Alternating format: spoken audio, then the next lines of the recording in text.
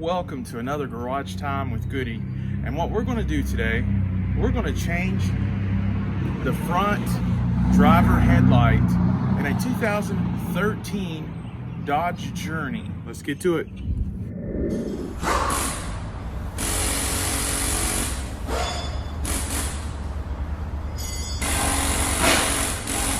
can buy a new headlight at AutoZone or even off of eBay, but it's still going to cost a pretty penny, like around $100 for this. But I managed to get this baby, and if you look at how good of shape it's in really good shape, barely any scratches or scuffs, and no age on the plastic, and it's very clear. I got this for $35 from a local junkyard, so you may want to do your research before you buy the replacement headlight. We're going to need a Phillips screwdriver and the Pry Tool. We're going to put the Pry Tool underneath that plastic screw so it will want to come out.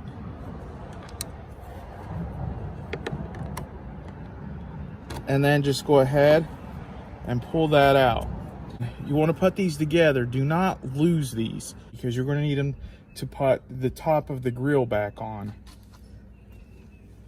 So the first step we're going to do is we're going to remove this plastic grill.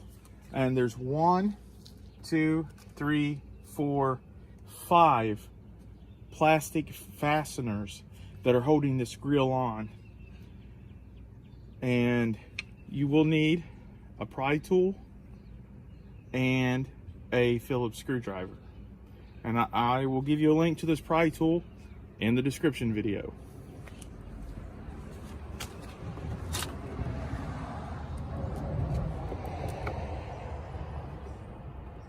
Just pry this up. Like I said, I'm putting these where I'm not going to lose them. You do not want to lose your fasteners. You may also want to have some ordered, like I do, in case one breaks on you.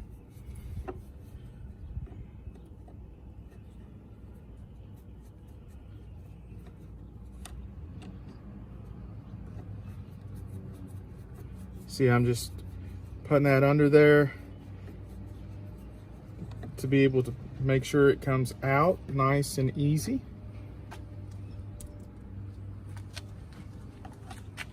I'm going to do that here too for all 5 of these.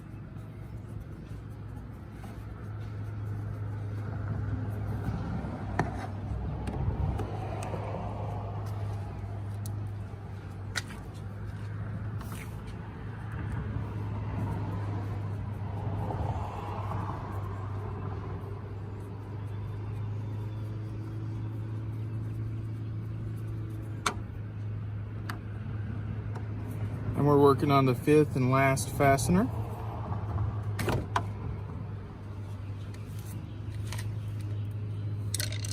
Now once you have this, you'll see that there are clips in here, and if you want, you can put your hand in here and push on the clips and push them down, and you pull out. Now don't use too much force or you could break the pins, but it just comes out just like that. And then the top grill piece is off and looks just like that. I'm gonna lay that on the ground. Now the front of the vehicle, your Dodge Journey will sort of look like this. This one's a little rough, or it was in a collision, but everything is okay on it. Next step is we're gonna start taking off the bumper, because a lot of people say that you can take off the screws. See the 3 screws in the headlight. There's one here, there's one here, and there's one down in there where I'm pointing with my finger. So there's 3. But if you take off the headlight, then there is a lip under here that you cannot get off without breaking your bumper possibly. So I recommend taking the bumper off. Now on each side of the Journey, you're going to have these plastic fasteners, and you're going to want to take them off. These And what this does, it removes the plastic splash shield on the bumper. See, it's connected to the bumper here, and you're going to need to remove 1, 2, 3, at least 4, 5 of these plastic fasteners, so that you're able to take the bumper off, and then this will give you access to the inner screws. So there's one.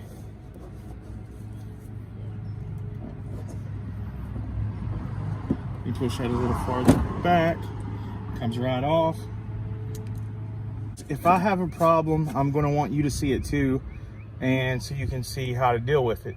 Like I said, I purchased some extra plastic fasteners in case we ran into any broken ones or we lost some. In this case, this plastic fastener is broken, and I'm going to pull it the rest of the way out with a pair of pliers. See, the top of the pin was broke off, and it looks like this one down here, if you can see it, it's like that too. Yeah, and it's real brittle too. So it's definitely broken.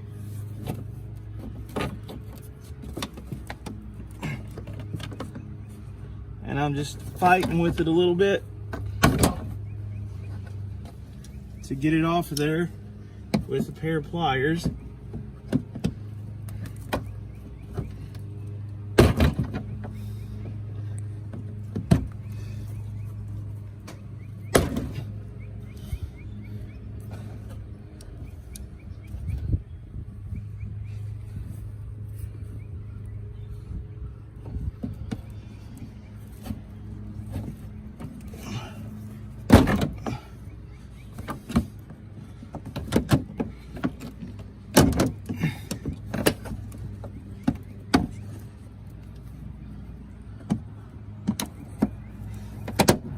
This one's in there really good.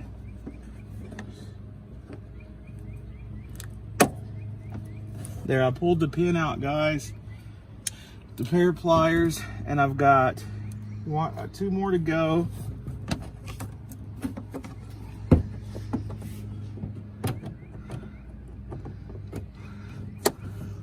And you're going to be doing this on both sides. Okay, that one just popped right on out. It really. And there's that plastic fastener. Once that is off, we'll then be able to get inside here of your bumper, and you will see those nuts right there. I just wanted to show you guys a tip here. To get to that 7mm bolt, you can use an extension on that 7mm socket. Fits right on there, and voila, a lot easier to come off. Just wanted to show you. And here's the 7mm bolt. I'm just gonna put down.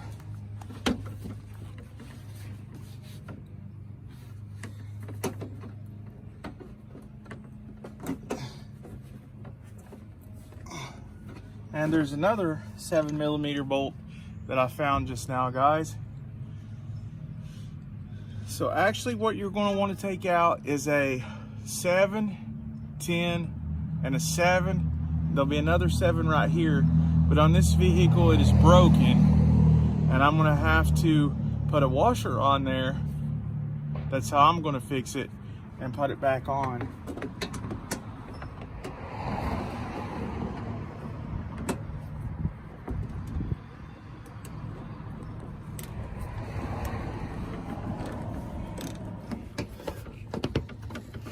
So you can see on the bumper as it's separating,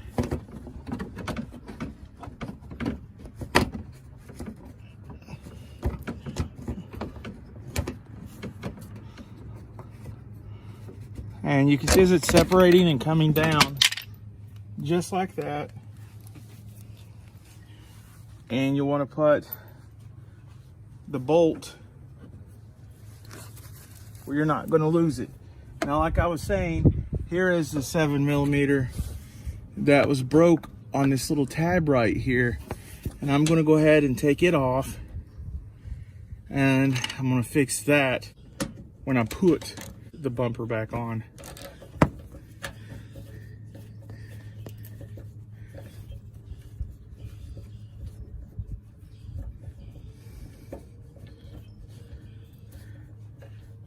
See, that's just coming straight down. And as you can see, that's where the bumper, this little plastic piece was broke off right here.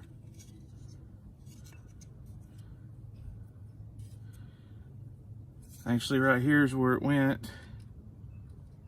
I'm gonna fix it when I put that back together. Now, as you look around through here, you can see that's where this just clips up into here. And if yours is still stuck, you can just pull that out. There is no screw there. And you're gonna wanna repeat this on the other side.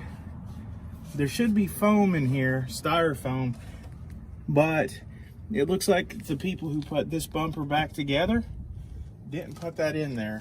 So I have the styrofoam and I'm gonna be putting that back in there. Now, the same process I just done on the passenger side for the bumper, I'm gonna repeat on the driver's side, and I'm not gonna film that just to save a little bit on the duration of the video.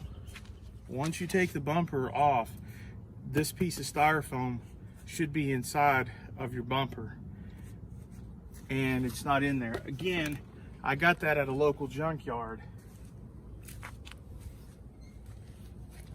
Okay, as you're taking off the bumper, you will see that this is what connects it and holds it up, and it has these plastic edges that it connects and then holds the bumper on. Well, the front one was broken off on the other side, so this is why I'm showing you on this side. You have to reach pretty far back up under the bumper, and you're going to put your ratchet underneath and up through this hole, and it's going to be a 10mm, so there is another 10mm under there, and that's going to release the bumper so that it can come down. I'm going to have to replace this part on the passenger side because it was already broken. So an important thing you want to do once the plastic inserts are off, you want to make sure when you pull this bumper out, before you do, that you unplug the fog lights if your car has fog lights, because it will be holding the bumper on. And after you take the fog lights and unplug them, the bumper will come right off. And here's where the fog lights are, guys, right here. And they just have a clip, and you just push it in and unplug each one on each side. This is what I was telling you about underneath the car, where there should have been plastic inserts, and there wasn't any at all. And also on this specific model, there's supposed to be an ambient temperature sensor. It hooks in, the ambient temperature sensor hooks in right here, and as you can see, it's not on there because this was repaired from a front end collision by somebody else, and I'm going to install that too. Set the bumper over here. Oh, and as you can see, I was right. The styrofoam piece wasn't in there as well, and I'm going to be putting it back in. So this is what your Dodge Journey is going to look like after you get the bumper and the grill off. Okay, there should be 3 10mm bolts for changing out the headlights. There should be one here, then one back down in here under the fender a little bit, and then one directly down there, if you can see where I'm pointing. One directly down there where my finger's pointing to that reddish color screw. So once you take those 3 out, we'll then take out the headlight. The first bolt is not going to be a problem at all. Like I said, these are all 10 millimeters, and the only one you may have a problem with is the middle one right here. As you can see, I don't get a big enough extension at first. You're going to need about a 10 to 12 inch extension so that it lifts the ratchet up above the fuse box and the valve pan cover, and then you will be able to clear that and take the middle bolt off much easier. As you can see, I do that in this video. And also the third bolt, you don't want to use an extension at all, and that way it can fit underneath of the fender, and you may have to reach your hand under there when you get it loose enough to untighten the bolt and then just pull it up on out of there like I do in the video here. Should be the third and final bolt, and this headlight just comes right on out. Now you can see all this debris, these little rocks and dirt. That's where the splash shield is not on this car. I'm going to put one.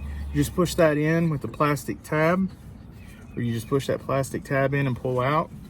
Okay, there's another tab here. We pull this down, tab up, and pull it out. And on this side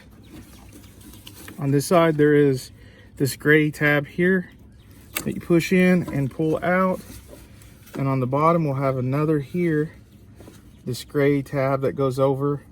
You just pull it up and pull that out just like that. Then you can see that the old headlight is out. You can see where it's been in a wreck, been scuffed and scraped really bad, and you can see how it looks kind of foggy inside that headlight, whereas the other headlight that they installed looks nice and clear and new. So I'm going to install the other headlight that we purchased at the junkyard. Now what we're going to do is we're going to put this headlight in, and we're going to do all the hookups. So you're going to have to match these connectors up to the headlights. And remember, your car may have a fog lamp or fog headlights at the bottom, and you're going to want to leave that down. So just match these up. This one pulls this in kind of shorter, and you want to put them in until you hear them click. And here is the last one.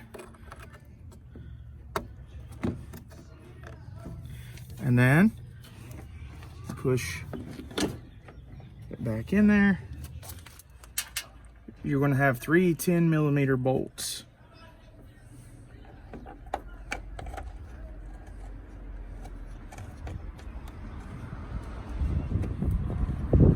And I'm just going to hand tighten these for right now.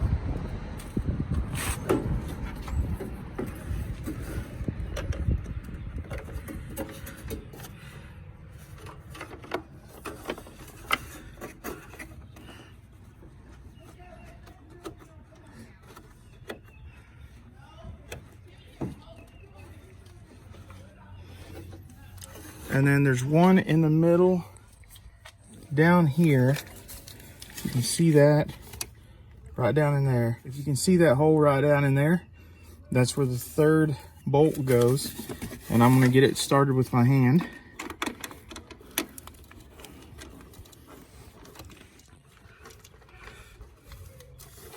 I get a ratchet with a 10mm socket. I'm going to tighten this one up. Just like when I was taking these 10mm bolts off, you're going to want to get an extension for the middle bolt that's going to clear the valve pan cover and the fuse box. You can see I get a bigger extension right here so that it clears that, and I can tighten that middle bolt. And then the last bolt, you will not want to use an extension at all, so that your ratchet and socket can fit underneath the fender. And you will see you have a newer matching pair of headlights for when we put the bumper back on. And that, my friends, all right, now one of the last parts is putting the bumper back on. Putting the bumper back on. So as you can see here, we have the bumper, and what you want to do is when you hold it up here, there is this place right here, and that is where the temperature sensor is going to go.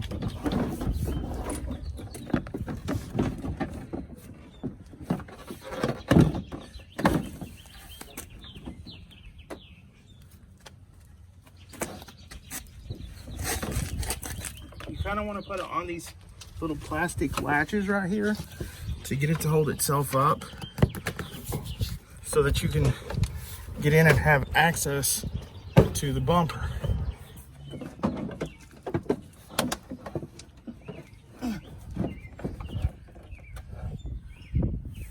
As you can see, we're under the car. It's jacked up, and I'm going to be putting all the plastic inserts into the bumper, and that's going to hold it up. You can see there's quite a few across through there. Okay, as you're putting the bumper on, you can see I've got the bumper on. One of the things you want to do is you want to plug in the fog lights on each side as you're pushing the bumper on. When you jack up the car, you will want to use jack stands for your safety. This is so the car doesn't fall on you, and that is very important. And then once everything is back in there and the bumper's back on sturdy, and you have all the plastic inserts back on, then you're ready for your vacation, or you're ready to hit the road again. And here's the final test with the new headlight. The headlights and the fog lights work, so that's mission accomplished. Two brand new looking headlights and fog lights. That, my friends, is how you change a headlight on a 2013 Dodge Journey. Hope you like the video. Like, subscribe, give me a thumbs up, and until next time, have a good day.